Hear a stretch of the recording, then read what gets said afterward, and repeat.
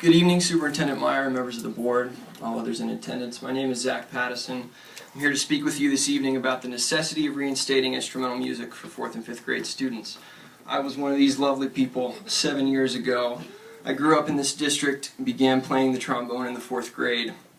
My elementary, middle, and high school music teachers are all still teachers in the district.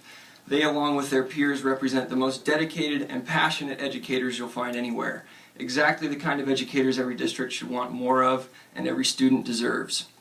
I attended schools in the Northgate feeder pattern, but maintained friendships with students in other parts of the district. I'd like to illustrate the severity of this situation by looking at one of those places. While I attended Foothill from 2000 to 2003, the kid who played drums in my garage band was at Oak Grove Middle. Oak Grove had a full-time instrumental music program with multiple levels of band, a string orchestra, and a complete jazz band, much like what remains at Foothill.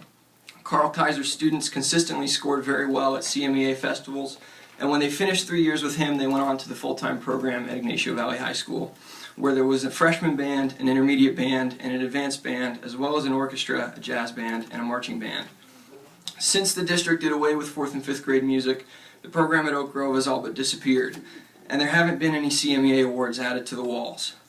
There's now one band and one orchestra. Both mixed-level ensembles where beginners and third-year students alike are at a tremendous disadvantage when compared to students in a full-time program.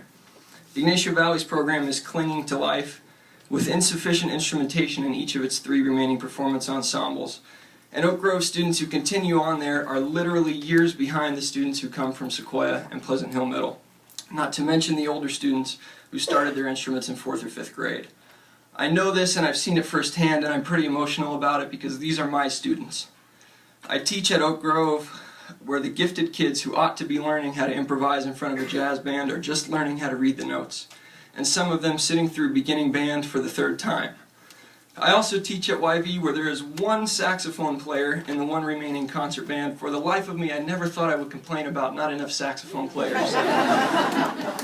The crux of the problem is that many of my students are 1st or 2nd generation immigrants whose families can't afford to pay for school lunches, let alone an after-school music program like the parent-funded ones in my old neighborhood.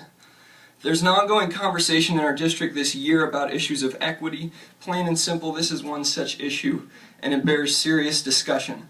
Do we want to be the kind of people who say, either openly or implicitly, that art is only for the wealthy? Or do we want our policies and our practice to truly demonstrate what we say we believe, that every student matters?